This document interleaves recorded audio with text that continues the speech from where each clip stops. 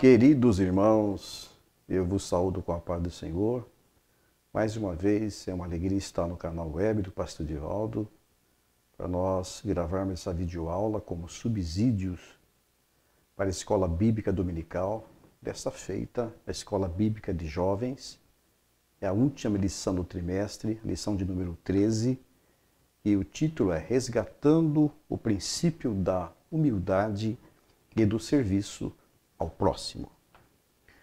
Temos o texto do dia, sugerido pelo pastor Natalino, que é referência do texto bíblico, conforme escreveu o evangelista João, capítulo 13, versículo 15. Porque eu vos dei o exemplo para que, como eu vos fiz, façais vós também. Temos uma síntese dessa lição, é o gesto de Jesus de lavar os pés dos discípulos na última ceia.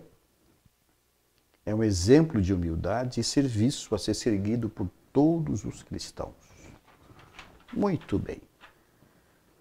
O pastor Natalino das Neves, em seu comentário do trimestre, com respeito à humildade e submissão do Senhor Jesus Cristo, ele surpreendeu os seus discípulos e todos a sua época, quando durante a comemoração da Páscoa, ele assumiu a posição de servo, lavando e secando os pés dos discípulos.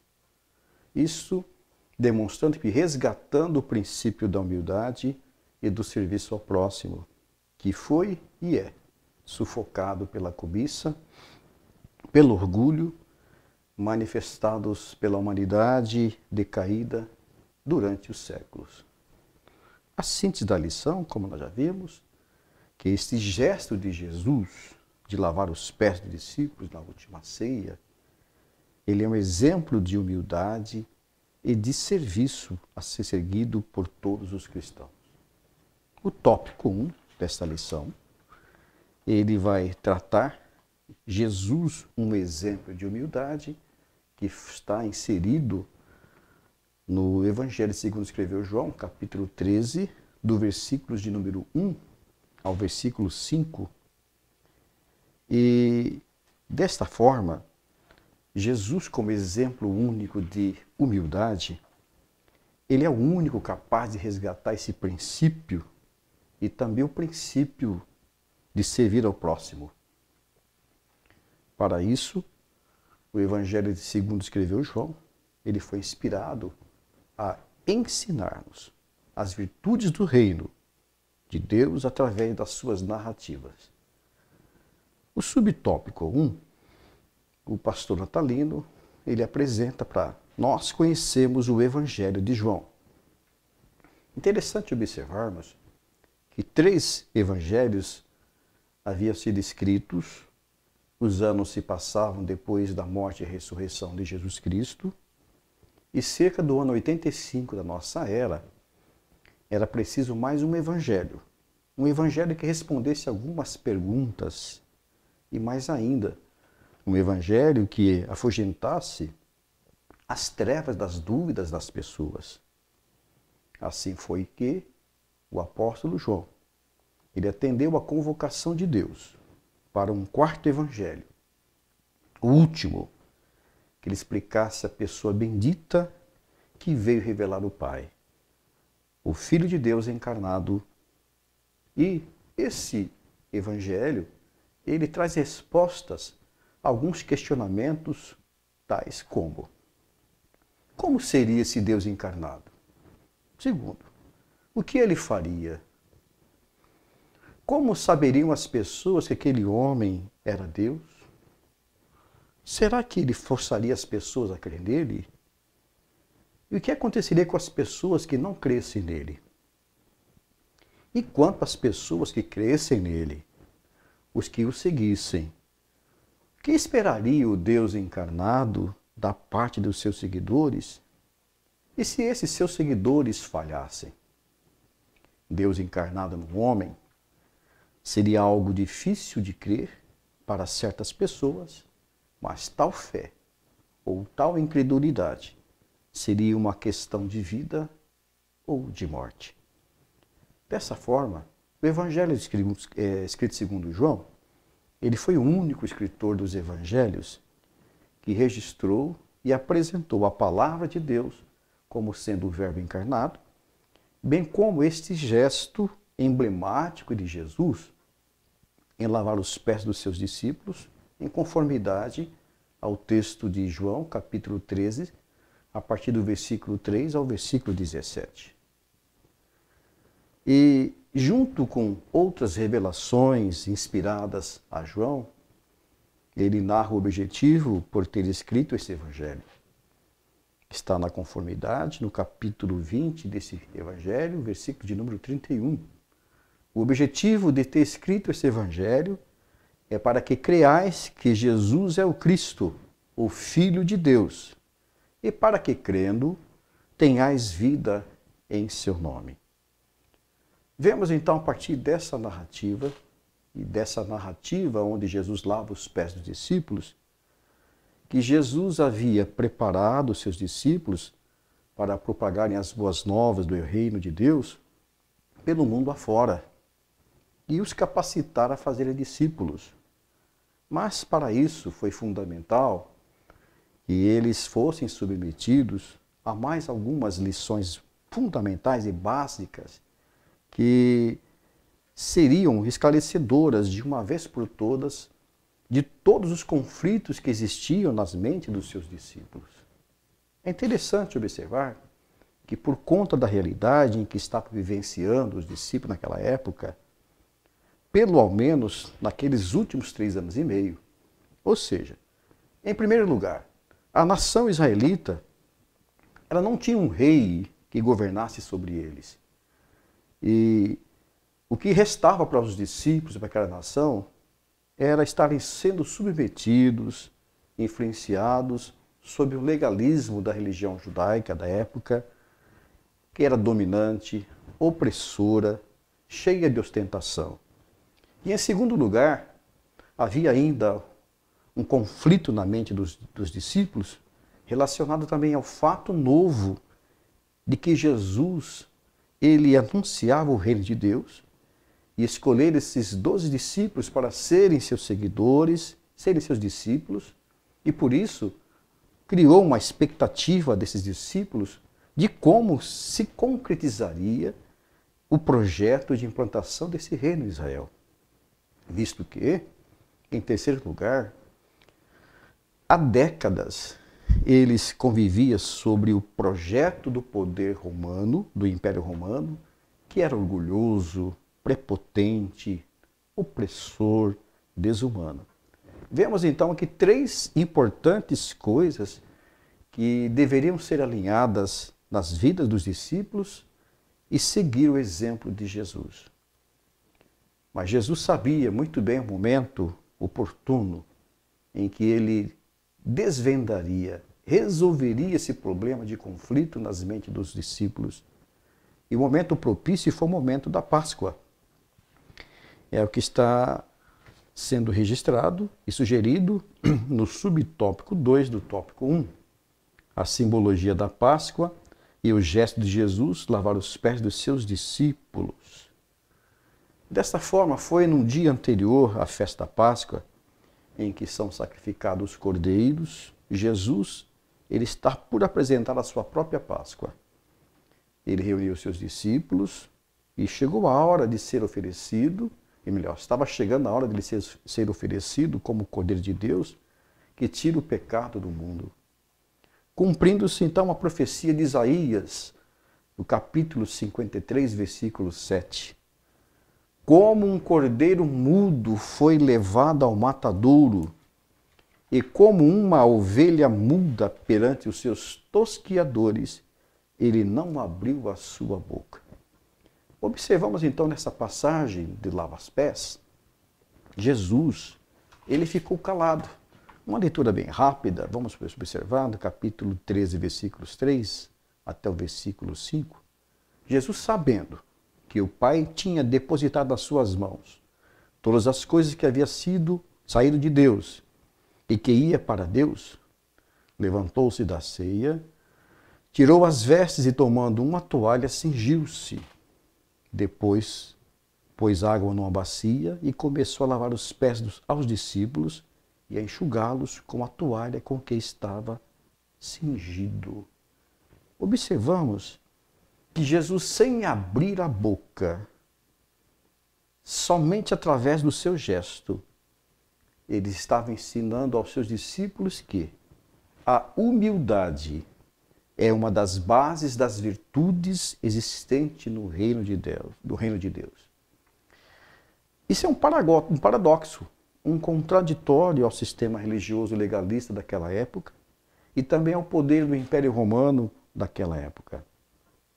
Então essa lição seria compartilhada primeiro entre seus discípulos.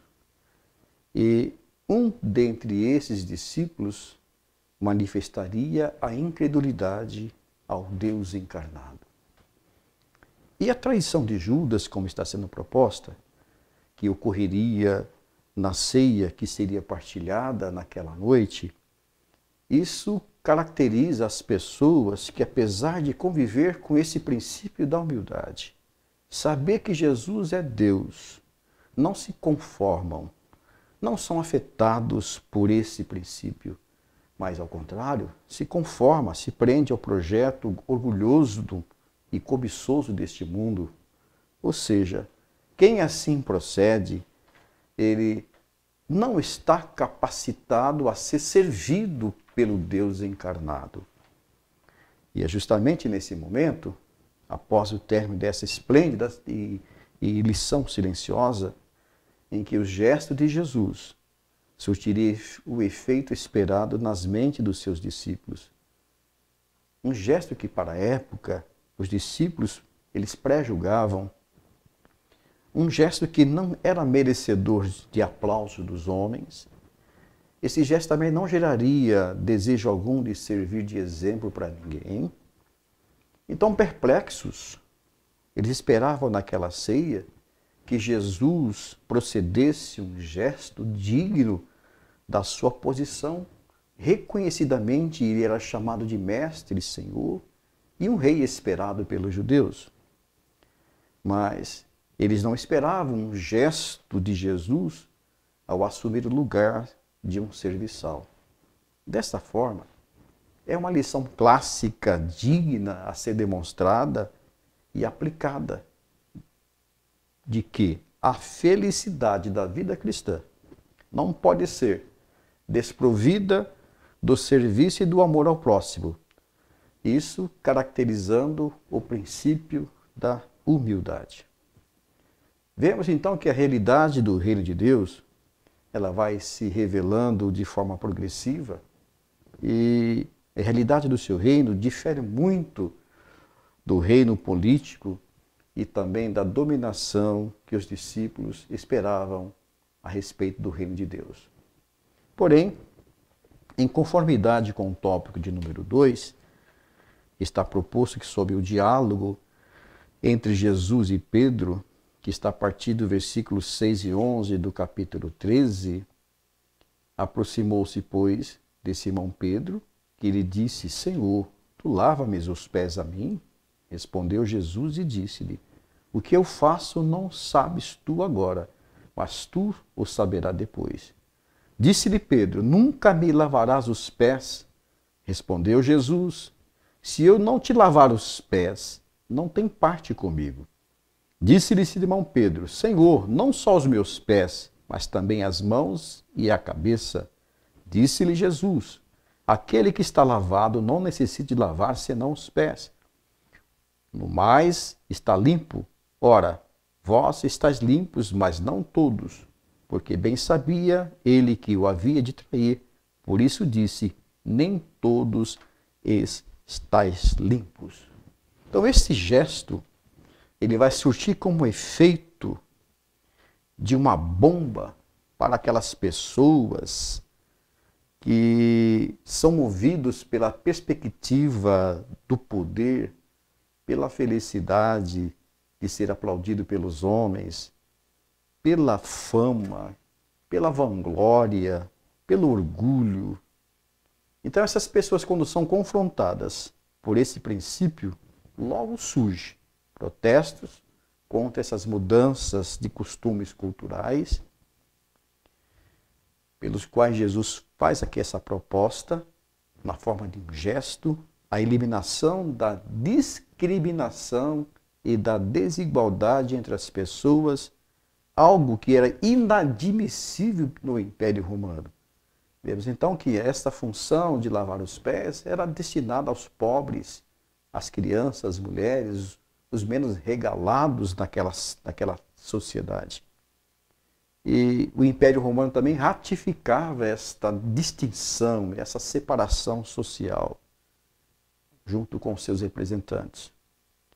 E quando assim o faz, e quando há esse choque, quando há essa contradição daquilo que Jesus Cristo está promovendo para que haja igualdade entre todos os homens, essas pessoas que não querem ver essas mudanças culturais, querem permanecer oprimindo com orgulho e poder, eles menosprezam, eles fazem porque eles questionam e menosprezam o cristianismo e também o seu Cristo. E esta reprovação também desse ato de Jesus lavar os pés dos seus discípulos, alguns dos seus próprios discípulos também, eles não entendiam, não entenderam essa proposta do reino de Deus. E tudo isso porque eles estavam sob a influência das palavras dos líderes religiosos da época, dos fariseus, dos saduceus, daquelas seitas que eram principais ali em Israel. E as palavras dessas lideranças, elas falavam muito alto nas mentes dos seus discípulos. Estava encalacrado durante aqueles anos. Mas percebemos então que aqueles líderes, eles de Israel, eles sofriam de um complexo de superioridade, querendo ser superiores aos outros, o orgulho dominava seus corações, eram também dirigidos e guiados pela prepotência. Dessa forma, os exemplos de humildade de Jesus durante o seu ministério causava repúdio, causou ódio. E logo, aquela doença deveria ser extirpada, erradicada das mentes dos seus discípulos, dos seus seguidores. Seriam eles que dariam continuidade a esse princípio maravilhoso do reino de Deus, que é uma virtude chamada humildade. Mas para Simão Pedro, nós vemos nessa narrativa, um dos líderes, Simão Pedro era um dos líderes dos discípulos. Quando Pedro ficou diante de ser ele pessoalmente submetido a esta ação, esse gesto de Jesus de lavar os seus pés, Pedro considerava isto muito abaixo da sua dignidade. E ele questionou a Jesus. Senhor, como diz aqui o versículo 6, né? Aproximou-se, pois, de Simão Pedro, que lhe disse, Senhor, tu lava-me os pés a mim? Então, no tópico 2 desta lição, que vai a partir do versículo 6 até o versículo 11, Jesus, quando se aproximou, mas a resposta de Jesus, ela foi perfeita, ela é característica do Deus encarnado, ao qual no início do seu ministério, ele proclamou a sua missão de pregar e ensinar o reino de Deus, e ao dizer, vinde a mim todos que estáis cansados e oprimidos, e eu vos aliviarei. Vocês que estão cansados pelo padrão de orgulho e de dominação política e religiosa, eu vos aliviarei. Então vemos aqui a predisposição de Jesus dessa resposta dada a Simão Pedro, para aquela ocasião, é de ensinar a bendita virtude de humildade do reino, do seu reino. Quando ele diz também, que está registrado no Evangelho segundo escreveu Mateus, no capítulo 11, versículos 28 e 29, tomai sobre vós o meu jugo e aprendei de mim, que sou manso e humilde de coração. Corroborando então a esta verdade, o versículo 7 dessa narrativa sobre o lava-pés, respondeu Jesus e disse-lhe, o que eu faço não o sabes tu agora, mas o saberás depois. Então vemos aqui que Jesus sabia do conflito religioso que pairava sobre a mente e o coração de Pedro e também dos demais discípulos sobre aquela quebra de paradigma. É um paradigma que deveria ser quebrado. Um paradigma que fazia parte do costume social, um costume discriminatório que estava enraizado em suas vidas. Mas vemos que a Bíblia registra que cerca de 25 anos após esse acontecimento, as palavras ditas por Jesus, tu o saberás depois, ela foi vivenciada pelo apóstolo Pedro e escrita nas suas cartas para edificar os crentes na fé e na palavra de Jesus. O subtópico 2, desse tópico 2, ele faz aqui uma referência sobre essa simbologia, né? Essa simbologia sobre, melhor, subtópico 2, exatamente, sobre a discussão e sobre a purificação, é com relação ao ritual da purificação, que era bem conhecido de todos aqueles que estavam presentes naquela sociedade, onde o lava-pés ele era um fenômeno cultural do Oriente próximo que estavam ali, e particularmente da cultura mediterrânea. Era um fenômeno do ambiente, um fenômeno ambiental doméstico, e tinha 3 funções. A função de higiene, preparação para a refeição e de acolhida de um hóspede. Então, quando eles iam fazer a sua higiene, tinha que lavar os pés, logicamente, mas também para a refeição, fazer sua refeição, tinha que lavar os pés, e também para acolher um hóspede. E para aquela ocasião que era da Santa Ceia, os discípulos já haviam tomado banho. Eles se prepararam para aquela Páscoa. E em particular, naquele dia de Páscoa, os judeus se banhavam 2 vezes naquele dia. Com a finalidade, então Jesus estava dizendo ali, eles estavam pensando, lavar os pés dos discípulos, eles logo imaginaram, bem, é para nós tirarmos as poeiras dos nossos pés que se acumulou do momento em que lavamos os pés até chegar a esse local da ceia. Mas certo é que Pedro entendeu, conforme o versículo 9, o sentido espiritual desse gesto de Jesus. Disse-lhe Simão Pedro, Senhor, não só os meus pés, mas também as mãos e a cabeça. Então Pedro entendeu esse sentido espiritual desse gesto de Jesus, que quando ele afirma que quem não se permitir lavar, quando Jesus afirma, quem não se permitir lavar, não terá parte comigo. Então era óbvio que para que fosse destacado essa narrativa e essa palavra, a situação espiritual decadente de Judas, o qual no contexto do Evangelho de João, o que é que purifica? Não é a água, o que purifica é a palavra. Jesus ele disse, vós estáis limpos e sereis limpos pela minha palavra. João capítulo 15, versículo 13. Mas em conformidade com o versículo de número 10, disse-lhes Jesus, aquele que está lavado não necessita de lavar senão os pés, pois no mais todo está limpo. Ora, vós estáis limpos, mas nem todos. Interessante observarmos que nessa conformidade, todos os discípulos estavam limpos, mas Judas Iscariotes, ele havia permitido que Satanás usasse ele novamente. Para nossa aplicação pessoal nesse texto, a atitude de Judas, ela representa todas as pessoas, as quais depois de serem limpas por Jesus, tratadas por Jesus, ensinadas por Jesus, perdoadas por Jesus, ao final ela rejeita Jesus, o troca pelos prazeres, pelo orgulho do mundo, pelas honrarias humanas, pelos aplausos dos homens. Isso é muito parecido a uma referência que se faz a um cavalo de má índole, um cavalo que tem uma índole má, um instinto maldoso, que algumas vezes esse cavalo dá coices até mesmo nas pessoas que o alimentam e cuidam dele.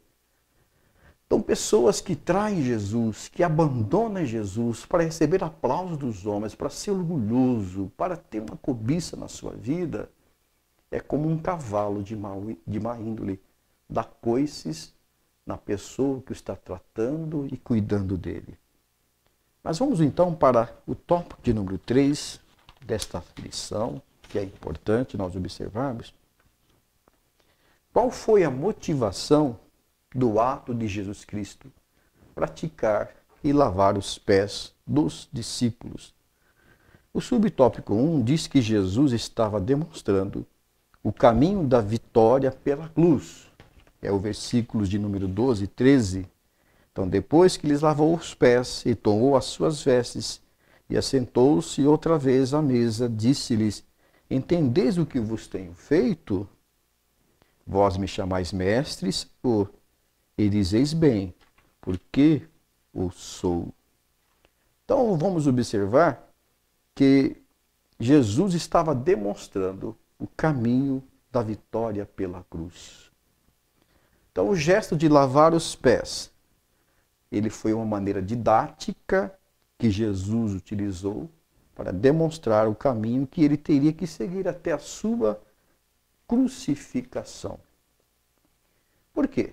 A crucificação era uma outra prática de extrema humilhação que o mundo da época, inclusive seus próprios discípulos, não entenderiam. Ser crucificado, mestre, Senhor, um homem que fez coisas boas, isso é uma coisa indigna, humilhante. Mas, portanto, para entendimento e relação do lava-pés com a livre ação da cruz que Jesus Cristo propôs, Jesus estava ensinando que esse é o caminho da vitória sobre o pecado e libertação da humanidade. É através da humildade. Era mais uma lição prática que estaria motivando os discípulos a seguir o seu exemplo de humildade e de amor ao próximo na propagação das boas novas do Evangelho, em conformidade com versículos 31 e 32 desse mesmo capítulo 13 de João, que diz assim: tendo ele, pois, saído, disse Jesus: agora é glorificado o Filho do Homem, e Deus é glorificado nele. Se Deus é glorificado nele, também Deus glorificará a si mesmo e logo o há de glorificar. Nós podemos ver e entender a beleza dessa glorificação que é extraído desse princípio e virtude de humildade para o caminho da crucificação. Vemos aqui então dois símbolos interessantes e importantes para o caminho da glorificação, mas através dessa humildade e humilhação. Vemos aqui a cruz, que é um patíbulo humilhante, mas vemos coroa. O evangelista João também registra no seu evangelho, que está no capítulo 19, versículo 2, João diz que antes da cruz, os soldados lhe puseram uma coroa. Os soldados utilizados então de ramos de espinheiros e seriam que ser queimados para aquecê-los durante aquelas noites, eles fizeram uma coroa, crivaram sobre a cabeça de Jesus. E aqueles ramos, eles tinham ali umas florezinhas pequenas, das cores azuis e vermelhas, e davam a ilusão de pedras preciosas, como se fosse um diademas de rei, uma cabeça, ou seja, uma coroa, um diademas que estava na cabeça de um rei. E eles diziam: salve o rei dos judeus. Vemos então esse patíbulo, essa humilhação, na fronte uma coroa, nos ombros uma cruz. Uma coroa de espinhos, é humilhante, e a cruz, que segundo os historiadores cristãos, eles disseram: eis aí o brasão do cristianismo. O cristianismo tem esse brasão. Os legionários romanos, eles, sem se aperceber disso, eles desenharam esse brasão do cristianismo. O cristianismo é a mais nobre religião. Nenhuma outra religião apresenta com iguais coros de nobreza. Por quê? A cruz sozinha, como emblema do cristianismo, não diz tudo, pois cruz simbolizam tanto a humilhação e a dor, mas é uma dor triunfante. Cruz é sofrimento, coroa é vitória. A coroa vai completar esse quadro de humilhação, mas é um complemento diferenciado. Não mais de humilhação, mas de vitória, de glória, de glorificação. Então, eis aí mais uma lição para que seus discípulos, pelos séculos de séculos, aprendermos. Cristo sofre, mas sofre vitoriosamente. Agora, o mal em tudo isso é imaginar o cristianismo como sendo uma religião insignificante e sangrenta, como assim fizeram os judeus. Os judeus se escandalizaram da cruz de Cristo e os gregos acharam uma loucura. Mas nós que cremos na cruz de Cristo, na sua coroa, ele é o poder de Deus para a libertação do homem dos seus pecados. Os judeus e os gregos viram uma cruz, mas não viram uma coroa. E é importante nós, como cristãos, seguidores de Cristo, visualizarmos a cruz, mas também visualizarmos a nossa coroa. É o que diz aqui o subtópico 2 do tópico 3, para finalizar, que os discípulos deveriam seguir o exemplo de Jesus em conformidade com o versículo 14 e versículo 17 a 17. Ora, se eu, Senhor e Mestre, vos lavei os pés, vós também deveis lavar os pés uns dos outros, porque eu vos dei o exemplo para que, como eu vos fiz, façais vós também. Na verdade, eu vos digo que não é um servo maior do que seu Senhor, nem um enviado maior do que aquele que o enviou. Se sabeis estas coisas, bem-aventurados sois se assim as fizestes. Que interessante. Essa motivação desse ato de Jesus para nós, seus discípulos, é que o princípio da humildade e do serviço ao próximo é que, vendo depois da cruz, virá a coroa. Vem a cruz, mas depois virá a coroa. Para nós concluirmos essa lição na conformidade que o pastor Natalino sugeriu, na lição de hoje aprendemos que o gesto de Jesus ao lavar os pés de seus discípulos, ele foi o maior exemplo de humildade e submissão de sua época, e que os discípulos deveriam seguir o mesmo exemplo de humildade e submissão deixado por ele. Vemos então que os humildes como Jesus, eles não necessitam se contentar com os aplausos dos homens, com a fama, com a cobiça pelo dinheiro. Não precisamos nos contentar também com a conquista de sermos também reconhecidos. Os discípulos de Jesus aprendem com Jesus que tudo isso é passageiro, terreno e temporal. Seguir o exemplo de Jesus é estar na contramão do mundo, é quebrar os paradigmas que a sociedade e os sábios, segundo esse mundo, valorizam e ditam numa sociedade odierna. Todo cristão deve viver a humildade. A cruz precede a coroa da vida, a qual o Senhor tem prometido aos que o honram. As pessoas que honram ao Senhor Jesus, ele tem prometido uma coroa. Há sim, há sofrimento, há gestos que parecem ser humilhação perante a sociedade, perante os homens orgulhosos, cobiçosos. Mas para nós temos uma visão de que é uma glória, é glorificação. Existe uma coroa para nós. Conforme o apóstolo Pedro, que aprendeu essa lição, ele escreveu na sua primeira carta, no capítulo 5, versículo 4. E quando aparecer o sumo pastor, alcançareis a incorruptível coroa da glória. Que maravilha está nos aguardando. Semelhantemente, no versículo 5 desta carta que Pedro escreveu, ele diz assim: vós, jovens, sede sujeitos aos anciãos, e sede todos sujeitos uns aos outros, e revesti-vos de humildade, porque Deus resiste aos soberbos, mas dá graça aos humildes.